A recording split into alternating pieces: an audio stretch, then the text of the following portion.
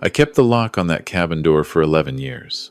When my son married a woman I didn't trust, I added a second one. She spent 18 months trying to figure out what was behind it. Last Saturday, while I was 3 states away at a trade conference, she finally did. My phone rang at 6:47 inches the morning.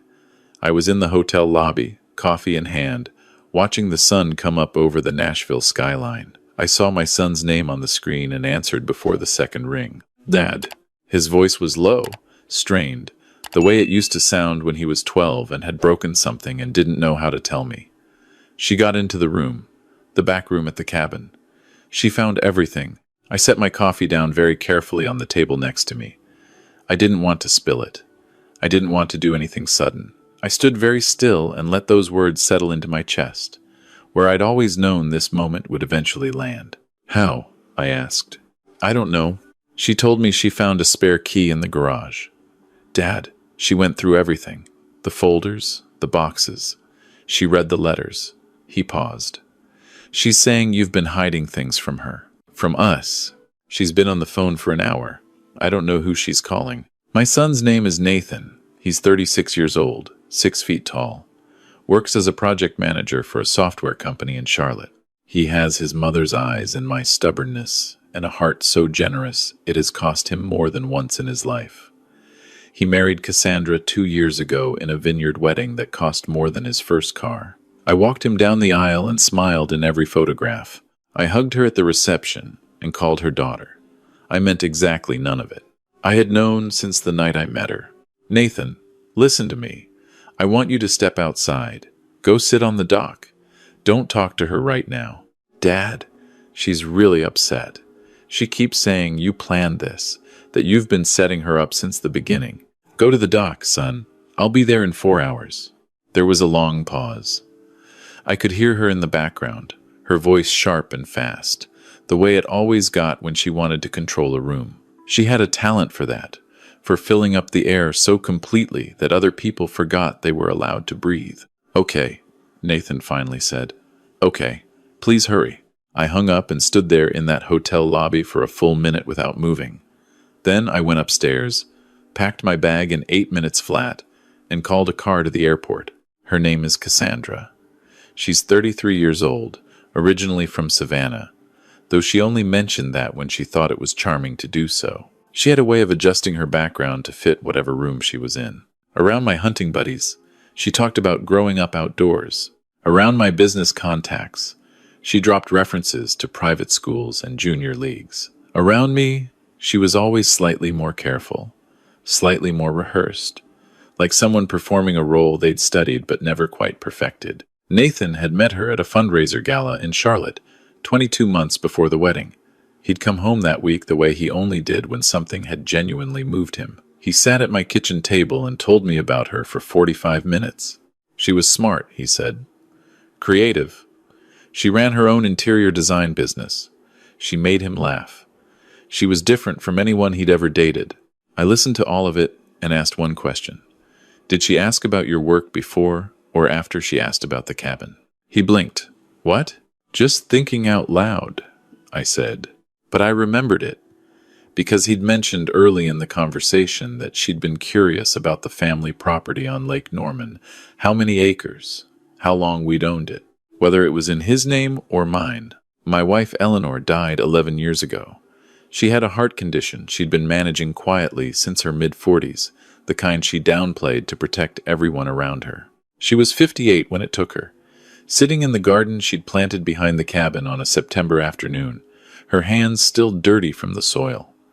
The paramedics said she likely didn't feel much. I've held on to that like a life preserver ever since. Eleanor had been the architect of our financial life. I built the furniture business with my hands. She built everything else.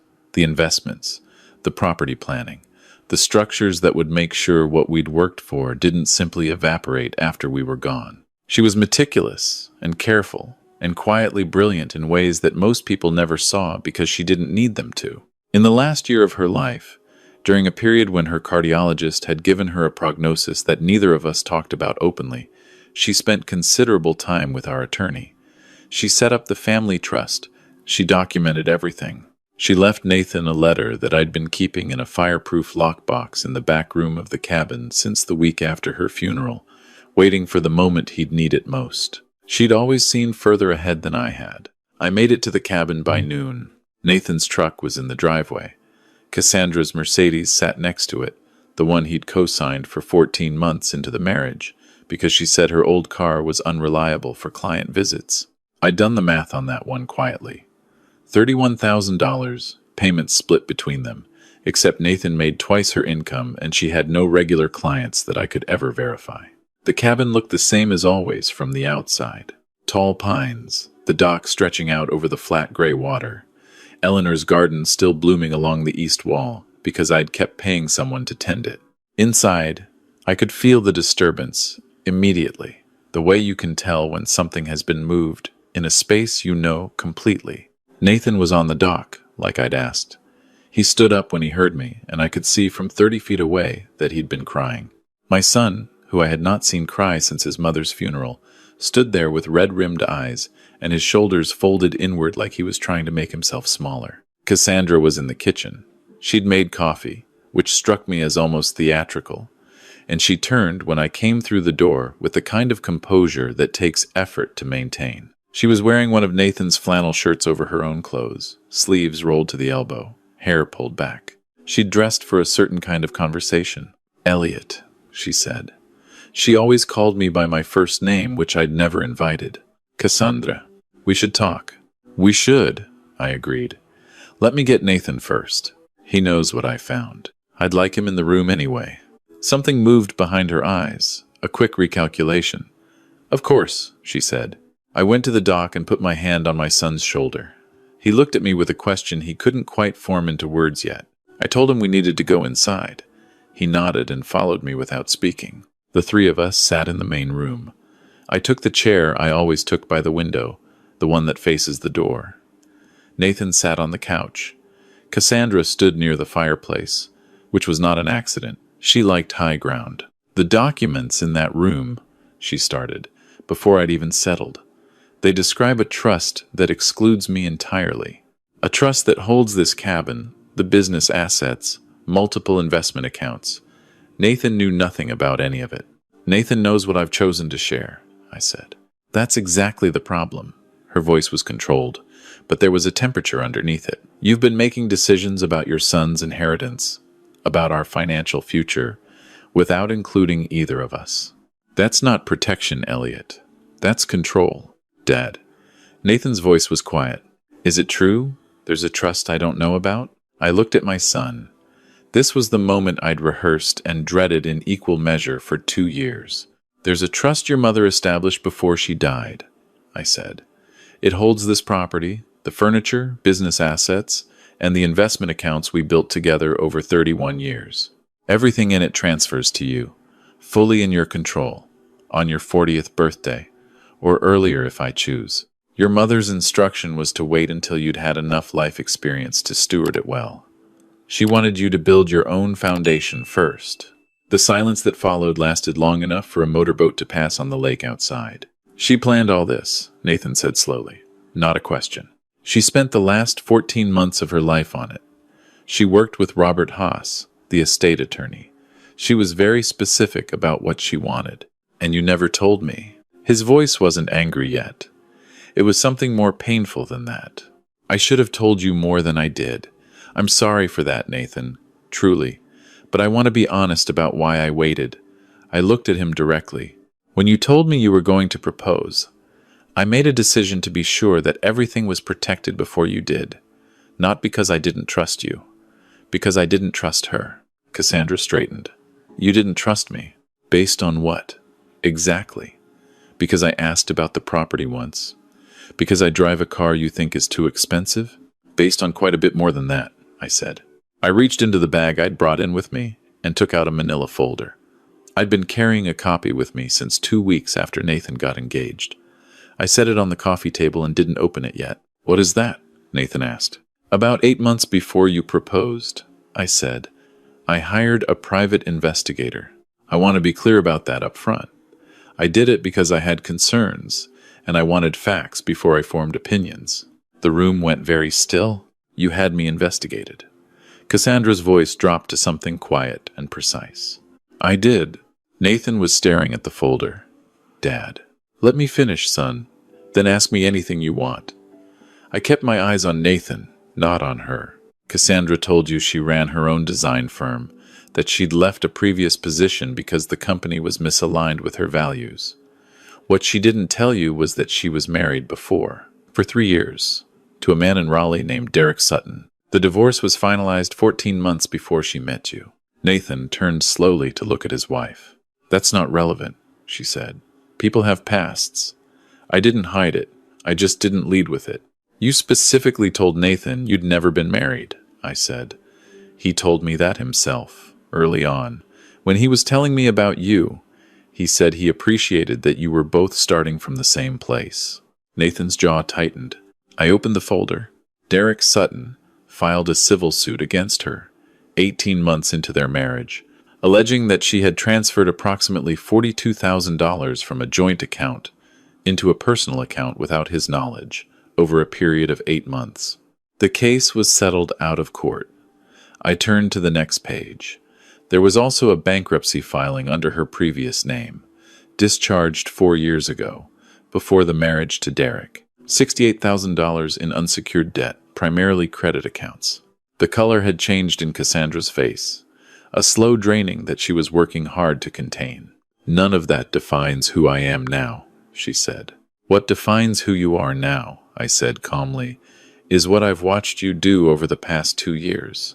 Shall I go through that as well? She didn't answer. 14 months ago, you told Nathan you had a major client project in Asheville that required a new vehicle. He co-signed a loan for a $31,000 car that you selected and that you primarily drive. Your contribution to the monthly payment is $400. His is $680. I turned another page. You told him your design business grossed $90,000 last year. I asked him recently, without explaining why, whether you two filed jointly or separately. He said jointly. I reviewed the income figure he mentioned. The business reported $11,000 in actual revenue. Nathan made a sound I hadn't heard from him since he was a child. Low and involuntary, like something had shifted inside his chest. That's our private financial information, Cassandra said. Her voice was still level, but the effort was visible now. What interested me in this property? I asked her directly. Walk me through your thinking. I am his wife. This is his family's legacy. I have every right to understand what we might inherit someday. You asked Nathan within the first 6 months of dating him whether his name was on the deed to this cabin. He mentioned it to me as a funny thing, that you were already thinking about the future. He found it endearing. I paused. You also asked him, separately, whether his father had a will, whether the business had been recently appraised, whether I'd considered long-term care insurance, and if so, what facility options existed near the cabin. You asked him those things before you'd met me twice. I was being practical. You were doing research. She turned to Nathan. Her voice shifted, softened, became something that was calibrated to reach him. Honey, your father has been building a case against me since before we were married. He decided I wasn't good enough, and everything he's doing right now is about pushing me out. Can't you see that? Nathan was quiet for a long moment. Long enough that I felt the familiar fear, that love would win over truth, that 2 years of carefully constructed intimacy would outweigh a folder full of facts. What was the name of the client in Asheville? He asked her. She blinked. What? The client you needed the car for. Last spring, you were gone 4 days. You came back with fabric samples and told me the project was a kitchen renovation for a private residence. What was the client's name? She opened her mouth and closed it. I asked you about it at the time because I was curious, he said, his voice still quiet. You changed the subject. I let it go. He looked at the folder. Was there a client? The silence went on long enough to answer the question without words. Nathan. Her voice picked up an edge of urgency. Everything your father is showing you is designed to make you doubt me. He's never accepted me. From the first time we met, I could feel it. That wall, that judgment. He decided I didn't belong here before he ever gave me a chance. I gave you every chance I could afford to give you, I said. I wanted to be wrong. I prayed I was wrong. You never wanted that. You wanted to protect your money and your cabin and your dead wife's memory, and you've used all of it as a weapon. The room shifted, not loudly, just a slight recalibration of the air. My son, I said, and my voice came out steady in a way I was grateful for. You will not speak about his mother that way in this room. I'll speak, however, No, just the one word. I didn't raise my voice. I didn't need to. Nathan stood up. I hadn't seen him move so quickly in years. That's enough, he said, and he wasn't talking to me. Cassandra turned to him, and for the first time since I'd walked in, something cracked in her composure. Jasper. She stopped, corrected herself. Nathan, I love you. Everything I've done has been for us, for the life we're trying to build. You know that. I thought I did, he said. Your father has twisted all of this. He took facts out of context. What was the client's name? Cassandra? The question hung in the room. Simple, direct, unanswerable. She looked at him for a long moment with something that might have been calculation, or might have been genuine despair, or might have been both at once. Then she turned and walked down the hall toward the bedroom. Nathan and I stood in the main room. Outside, a heron landed on the dock and stood perfectly still in the gray afternoon. How long have you known? He asked. Since about 3 months after you started dating her. The private investigator confirmed what I suspected. I've been adding to the file since then. He rubbed his face with both hands. You could have told me. I tried. Twice. In the early months. Indirectly. You told me I was being overprotective. That I couldn't let go of the idea that your mother's death had left you vulnerable. I paused. You weren't wrong, by the way. It did. It made you want to protect other people from hard truths, the same way I tried to protect you from hers. That's not a flaw, son. It's the best part of who you are. He sat back down on the couch and put his head in his hands. I waited. The bankruptcy, he finally said. The lawsuit with her ex-husband. She looked me in the eye and told me she'd never been married. I know, I asked her directly. Because my buddy Tom had been burned by someone who'd hidden a prior marriage. And I said I needed honesty about that specifically. I know, son. And he stopped, started again. She just looked at me and said no. Clear as anything. The sound of drawers opening and closing came from the back of the cabin. She was packing or searching, or both. I thought about Eleanor then, as I often did in the hard moments, about the way she would have handled this room. She would have said less than I had. She would have put her hand on Nathan's arm first, before any of the documents. She always led with the person, not the problem. It was something I'd always admired and only partly learned to replicate. Nathan looked up at me. What's in the lockbox? The one she found. There were letters in there. She was holding one when I walked in. There are 3 letters. One from your mother to you, written about 4 months before she died. One from her to me, and one that's a summary her attorney prepared of the full trust structure. I got up from the chair and walked down the hall toward the back room. The door was open now. The small lockbox on the shelf was open too, the folder inside it partially emptied. Cassandra had laid several documents on the work table, where she'd clearly been reading through them. I gathered them carefully and brought them back to the main room. I handed Nathan the envelope with his name on it. Eleanor's handwriting was neat and slanted slightly to the right, the way it always had been. He stared at it for a moment without opening it. She wrote this when she was sick? She was still sharp, still herself. The physical part had started to slow her down, but not her mind, not ever her mind. He opened the envelope slowly and unfolded 3 pages of her stationery. He read for a long time. I watched the lake through the window and gave him what I could, which was silence. When he finished, he folded the pages back carefully and held them in both hands. She says she knows she might be wrong, he said quietly. She says she hopes she's wrong, that the trust isn't about assuming the worst of anyone. It's about making sure I never feel trapped, never feel like I have to stay somewhere I don't want to be just because I can't afford to leave. He paused. She says financial security isn't freedom from worry. It's freedom to choose. She believed that completely. She also says he stopped. His voice had gone uneven. She says she's sorry she won't be there to meet whoever I end up with, that she hopes she's someone who makes me slow down and laugh. Because I've always moved too fast and taken everything too seriously. I didn't trust myself to say anything to that. She knew me, he said. It wasn't quite a statement. It was something he was processing in real time. She knew you better than anyone. Cassandra came back into the room. She had a bag over one shoulder and had changed into her own jacket. Her face was composed again. That careful blankness that I'd come to understand was her defense position. I'm going to stay in Charlotte tonight, she said. To Nathan, not to me. He nodded once. I want you to think about what's actually happening here, she said. Your father decided he didn't want me in this family, and he built a case over 2 years to get rid of me. That's what you're choosing to believe. I'm choosing to believe the question you didn't answer, Nathan said, about the client. Her jaw tightened almost imperceptibly. There are explanations for everything in that folder. Maybe, he said. But you had 2 years to give them to me voluntarily, and you didn't. She stood in the middle of the room for a moment, and I had the sense she was deciding whether to try one more thing, to find one more lever to pull. She looked at me with something I recognized as pure dislike, undisguised now because she'd calculated there was no longer a benefit to disguising it. You won, she said flatly. This wasn't a competition, I replied. She left without answering. We heard the front door close, and then her car starting, and then nothing. Nathan sat on the couch for a long time after that.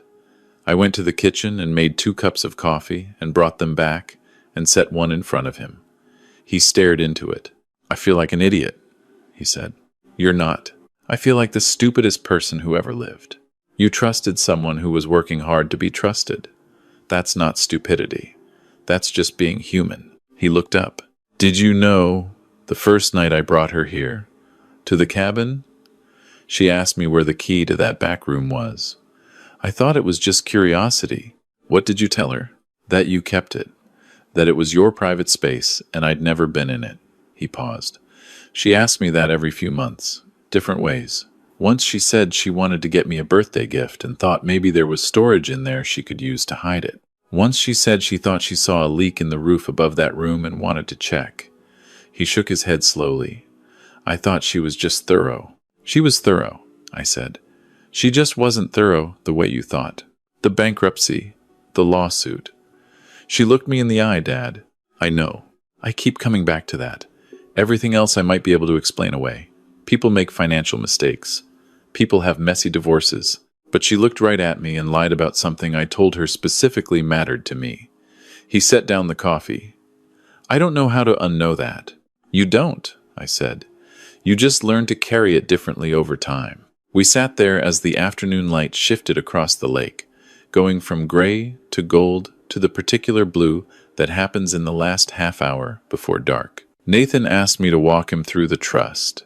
Everything, start to finish. So I did.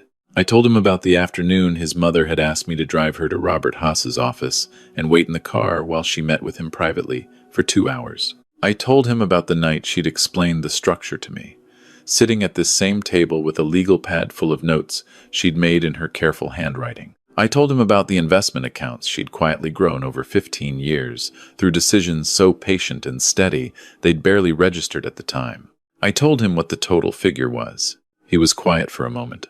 That much? Your mother was exceptional with money. She thought in decades. The cabin alone is worth considerably more than when we bought it. Lake property has done well. I paused. It comes to you entirely, free and clear. No conditions beyond her one request, which was that you wait until you understood yourself well enough to know what you actually needed. She thought 40 was probably about right, though she told me to use my judgment.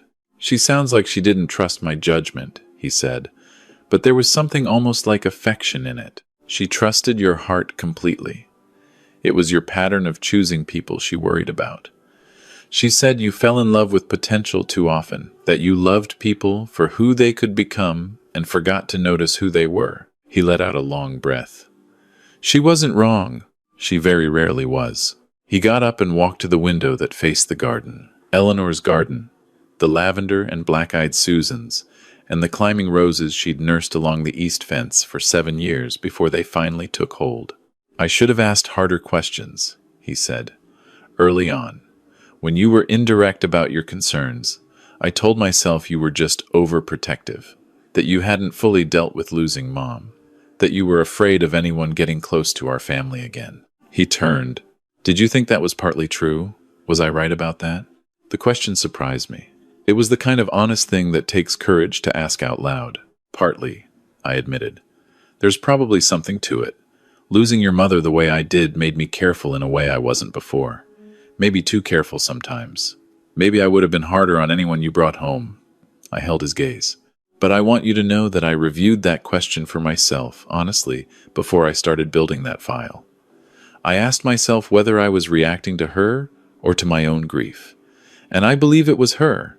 The questions she asked about the property in the first weeks, the way she processed information about finances, the marriage she'd hidden. The math just never worked the way she was presenting it. The math never worked, he repeated quietly. You know what I thought? When we filed taxes last year and I saw the actual revenue from her business, I thought, well, it's been a hard year. The market is tough for new firms. She's still building her client base. He shook his head. I invented the explanations myself. She didn't even have to provide them. That's what love does sometimes. That's what I did, you mean. I made excuses for her because it was easier than asking questions she might not like. He came back to the couch and sat. I owe you an apology, Dad. I knew, somewhere underneath, that you had concerns. I chose to dismiss them instead of taking them seriously. You don't owe me anything. I do. You've been carrying this for 2 years, by yourself, without being able to say any of it to me directly. He looked at me. Was that hard? The honest answer was yes, harder than most things I'd done since Eleanor died. There had been dinners at this table where I'd watched Cassandra steer the conversation toward property values or estate planning, with the patience of someone who was certain the payoff was coming, and I'd sat there and said nothing, and felt the weight of all the things I was holding. It was necessary, I said. That's not what I asked. Yes, I said. It was hard. He nodded slowly. Tell me something about Mom, something I don't know. I thought about it. There were still things, after all these years, that were entirely mine. She was afraid of this cabin the first time she saw it, I said. We were 28, 29. I'd found this property and fallen in love with it and dragged her out here in February without telling her there was no heat at the time. It was 34 degrees inside. She stood in this room in her coat and hat and looked at me like I'd lost my mind. Nathan laughed, a short, surprised sound. She said, and I'm quoting exactly, Elliot, I love you, but if you think I'm spending weekends in a freezer for the rest of my life, we need to have a serious conversation. I smiled at the memory. Then she spent 3 weeks drawing renovation plans on graph paper. She designed the layout of every room. The kitchen placement was her idea. The deck, the east-facing windows, because she wanted morning light. I paused. She was terrified of it, and she turned it into home. That was your mother, all the way through. Nathan held the letter against his chest, the way he'd been holding it since he'd finished reading. She prepared all of this because she thought someone might try to take advantage of me, he said. She saw that in me, even when I was young, that I'd be too trusting. She saw everything you were and everything you might need, and she loved all of it. We sat with that for a while. The practical things came next, the way they always do. I told him to call Robert Haas on Monday morning. I told him that the prenuptial agreement Cassandra had signed, which my attorney had been the one to quietly recommend through Nathan's own lawyer before the wedding, was solid. I told him that the cabin, held inside the trust, was not subject to any marital property claim. I told him that the business assets were protected. I told him what an attorney had told me 2 years ago when I'd asked, that in a scenario like this, the other party would likely walk away with what they'd brought in and nothing more. He listened to all of it without interrupting. When I finished, he said, she signed the prenup without really reading it. She signed it because she believed she had time, that once she was in, once she'd established herself as part of this family, the legal details would become less relevant. She underestimated you. She underestimated your mother, I said. I'm just the one who's been maintaining what Eleanor built. He was quiet for a moment. The scholarship, he said suddenly. What? I remember, when Mom died, there was a lot of talk about memorial donations, different options. You ended up asking people to give to the Cardiac Research Center at UNC. He was working towards something. What if we did something with part of the trust? Not all of it, not the property or the core accounts, but some portion. Something with her name on it. I waited. There's a woodworking program at the high school in Concord. The kind of vocational track that nobody funds anymore because everyone thinks kids need to be going to four-year colleges. You always said she used to love watching you work in the shop. She used to say it was meditative, watching something raw become something useful. He looked at me. What if we set up an endowment? Keep the tools and the training funded for kids who wouldn't otherwise have access to it. I didn't speak for a moment. Couldn't, quite. She would love that, I finally said. She'd probably have opinions about which schools deserved it more, he said, and the ghost of a smile was there. She'd want to review the curriculum. She absolutely would. He set the letter down gently on the table beside him. I need to call her, Cassandra. Not tonight, but this week. We need to start figuring out the legal process. Take your time. I'm not going to take her back, Dad. I want to be clear about that. Whatever she says when she calls, and she'll call. Probably tomorrow I'm not going back on what I saw today. He said it plainly, without drama. She lied to me about something I asked her specifically not to lie about. I can work with a lot of things. I can't work with that. I know, but I also want to be fair to myself, not beat myself up for longer than I need to. He glanced at me. You're going to say that's your influence. I was going to say it sounds like your mother. The smile came more fully that time, and for a moment I could see the boy he'd been at 7, at 12, at 20, all the versions of him stacked inside each other the way years do. We cooked dinner that night with what was in the cabin, pasta and canned tomatoes, and the end of a block of Parmesan. We ate at the kitchen table where Eleanor had always sat on the side closest to the window, and we didn't talk about Cassandra or the trust or any of it. Nathan told me about a project at work that had gone sideways and how he'd managed to fix it. I told him about the furniture commission I'd been working on for a hotel in Asheville. 12 handmade bed frames, cherry wood, joined without a single nail. He asked questions about the joinery technique the way he had as a kid, genuinely curious, leaning in. After dinner, he went out to the dock with his mother's letter and his coffee and sat there for a long time in the dark. I watched him through the window and didn't go out. Some things need to be held alone first before they can be shared. When he came back inside, he stood in the doorway of the main room and said, I want to learn how to do what you do, the woodworking. I've always thought about it and never done anything about it. Come to the shop on Saturday, I said. I'll teach you to use the hand plane. He nodded. Saturday. He drove back to Charlotte the next morning. We stood by his truck and I put my hand on his arm and he pulled me into a hug the way he hadn't since he was a teenager, and hugs from fathers had briefly gone out of fashion for him. He held on for a moment longer than he needed to.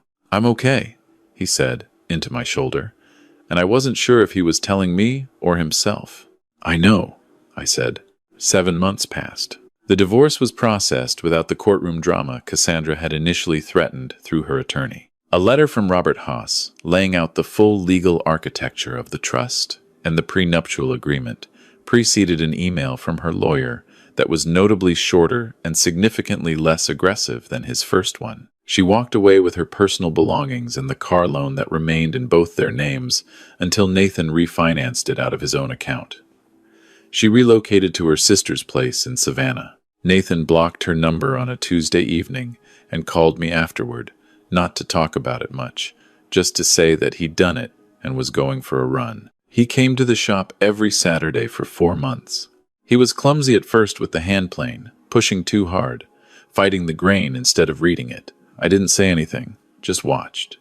And eventually he figured out that the tool worked better when he stopped forcing it. He made a small side table by the end of the 3rd month, not perfect, one leg slightly shorter than the others, but solid. He put it next to his couch in Charlotte and sent me a photo. On a Sunday in November, he showed up at the cabin with someone he wanted me to meet. Her name was Miriam. She was a structural engineer, tall and quiet, with the kind of calm that comes from spending time around things that either hold or don't. She shook my hand and said she'd heard a lot about the cabin and asked immediately whether the east-facing windows were original to the structure or a renovation, because the placement was unusual and very effective for morning light. I told her that was my wife's design. She said she had good instincts. Nathan looked at me from across the room with something in his expression that I remembered from when he was young, a kind of hoping without asking. Later, when Miriam was walking along the dock, Nathan came and stood next to me at the window. She insisted on driving herself up, he said. Said she had a thing about being dependent on someone else's car on a first visit. Smart, I know. He was quiet for a moment. I told her everything, the divorce, the whole story. Before I asked her to come up here, I figured she should know what she was walking into. What did she say? She said it sounded like I'd learned something expensive and that most important lessons were. He paused. Then she asked if I was done feeling sorry for myself yet, because if so, she'd like to get dinner sometime. I like her, I said. Yeah, he said. Me too. Out on the dock, Miriam stood looking at the water, with her hands in her jacket pockets, comfortable in her own stillness. The lake was flat and silver under the November sky, and Eleanor's roses along the east fence had gone dormant for the season, their canes stripped to dark red lines against the white boards. I thought about Eleanor then, in the way I'd been thinking about her differently lately. Not the grief version, the loss I carried as a kind of permanent weight, but the living version. The woman who'd sat at this table and drawn renovation plans on graph paper in February with her coat still on. The woman who'd spent her last clear months building something invisible and unbreakable to protect a son she wouldn't see grow into himself. The woman who'd written 3 letters in her careful slanted hand and trusted me to know when to give them. She'd seen ahead. She always had. I went to the kitchen and started making coffee for 3, and from behind me I heard Nathan come through the back door with Miriam behind him, both of them talking about something they'd seen on the water, and the cabin was loud in the way it used to be, with voices bouncing off the wood and the sound of people who were comfortable enough to fill the room. I kept my promise, Eleanor. The one you made me give you that last winter. Your hand thin in mine, your eyes still sharp and already farther ahead than the rest of us. I kept everything safe. I kept our boy safe. And I let the room breathe again when it was time. The cabin lock would stay as it was. Her birthday, the code I'd set 11 years ago and never changed.